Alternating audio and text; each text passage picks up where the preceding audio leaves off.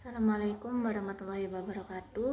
Halo teman-teman, perkenalkan saya Zahra Salsabila Restiado Yunafita dengan NIM 1152400118 dari kelas Media and Cultural Studies F.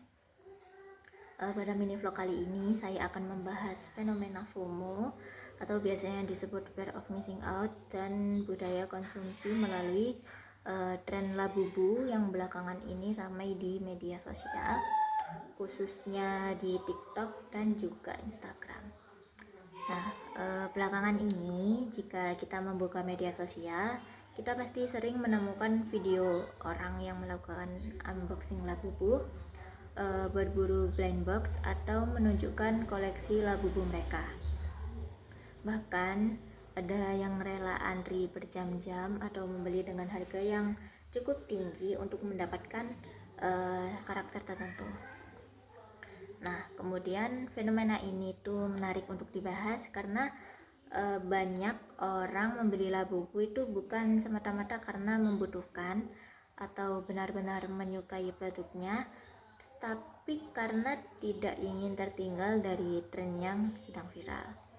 Nah, kemudian inilah yang disebut dengan FOMO, yaitu perasaan takut ketinggalan pengalaman, tren atau sesuatu yang sedang dilakukan oleh banyak orang. Nah, kemudian sosial media juga memiliki peran besar dalam membentuk fenomena ini. Semakin sering seseorang melihat konten mengenai Labubu, maka semakin besar pula rasa penasaran dan keinginan untuk ikut memilikinya. Nah, hal ini juga dipengaruhi oleh algoritma media sosial yang terus menampilkan konten serupa kepada pengguna. Ketika seseorang menonton satu video tentang Labubu, maka akan muncul lebih banyak lagi video unboxing, review, hingga video orang yang berhasil mendapatkan karakter langka. Nah, akibatnya pengguna ini merasa bahwa hampir semua orang sedang membeli dan mengoleksi Labubu, meskipun kenyataannya belum tentu demikian. Paparan konten yang terus-menerus itu membuat seseorang merasa tertinggal apabila belum ikut memiliki produk tersebut. Kemudian konten unboxing, review, hingga koleksi Labubu yang dibuat oleh influencer dan pengguna media sosial membuat produk ini tuh terlihat menarik dan seolah-olah wajib dimiliki agar tidak dianggap ketinggalan tren. Kemudian narasi yang muncul adalah bahwa memiliki Labubu berarti mengikuti perkembangan budaya populer dan menjadi bagian dari komunitas yang sedang ramai diperbincangkan. Bahkan dalam beberapa kasus orang merasa lebih percaya diri itu ketika memiliki karakter Labubu tertentu yang sedang populer atau sulit untuk didapatkan.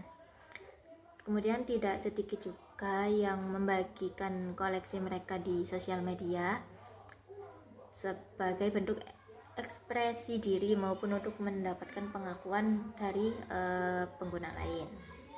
Nah, dengan demikian Labubu ini tidak lagi dipandang hanya sebagai sebuah boneka koleksi, tetapi juga sebagai simbol status sosial dan identitas di ruang digital. Nah, pihak yang memperoleh keuntungan dari fenomena ini itu tentu saja perusahaan pembuat Labubu, para penjual, reseller, influencer, serta platform media sosial yang mendapatkan banyak interaksi dari konten-konten tersebut. Kemudian kelangkaan beberapa seri Labubu juga ikut meningkatkan minat masyarakat untuk membeli.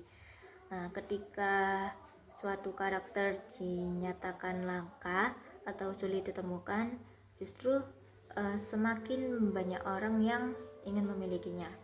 Kondisi ini membuat harga jual kembali atau harga reseller menjadi jauh lebih tinggi dibandingkan harga aslinya. Meskipun demikian, banyak orang tetap membeli karena tidak ingin kehilangan kesempatan untuk memiliki produk tersebut. Nah, kemudian fenomena ini saya analisis menggunakan teori komodifikasi. Menurut teori komodifikasi, sesuatu yang awalnya hanya memiliki nilai guna dapat berubah menjadi komoditas yang memiliki nilai jual dan nilai simbolik yang lebih besar. Nah, dalam kasus ini, Labubu itu awalnya hanyalah sebuah boneka koleksi yang berubah menjadi simbol tren dan gaya hidup di media sosial. Nilai Labubu tidak lagi hanya terletak pada bentuk atau fungsinya sebagai mainan, tetapi juga pada makna sosial yang melekat padanya. Contohnya seperti status, eksklusivitas, dan perasaan menjadi bagian dari tren yang sedang populer. Kemudian, media sosial berperan penting dalam proses tersebut karena media tidak hanya memperkenalkan produk, tetapi juga membentuk cara masyarakat memandang dan memberi makna terhadap produk tersebut. Nah, kemudian dalam konteks ini, media tidak hanya menjadi sarana komunikasi, tetapi juga menjadi ruang yang mempengaruhi keputusan konsumsi masyarakat. Apa yang dianggap menarik, populer, dan bernilai seringkali dibentuk melalui interaksi yang terjadi di media sosial. Semakin viral suatu produk, maka semakin besar pula kemungkinan masyarakat menganggap produk tersebut itu penting untuk dimiliki. Kemudian untuk dampak positif dari fenomena ini adalah munculnya komunitas kolektor, meningkatnya kreativitas dalam membuat konten, serta terbukanya peluang bisnis bagi para penjual dan juga kreator konten kreator.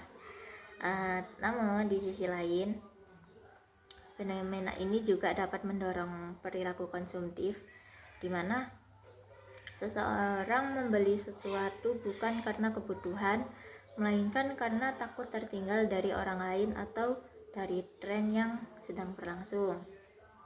Selain itu, fenomena ini juga dapat menimbulkan tekanan sosial, terutama pada generasi muda yang merasa harus selalu mengikuti tren agar tetap diterima dalam lingkungan pertemanan maupun di lingkungan media sosial.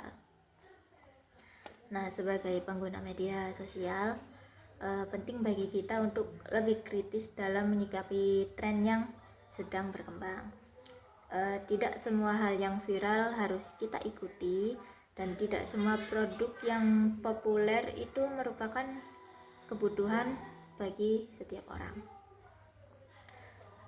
Dengan memahami adanya fenomena FOMO dan proses komodifikasi, kita dapat menjadi konsumen yang lebih bijak dan mampu membedakan antara kebutuhan dan juga keinginan. Nah, dari fenomena Labubu ini kita dapat melihat bahwa media memiliki kekuatan yang besar dalam membentuk budaya konsumsi masyarakat saat ini. Kemudian melalui teori komodifikasi, kita dapat memahami bahwa media tidak hanya berfungsi sebagai sarana informasi, tetapi juga mampu meningkatkan nilai suatu produk hingga menjadi bagian dari identitas dan gaya hidup masyarakat. Sekian mini vlog dari saya.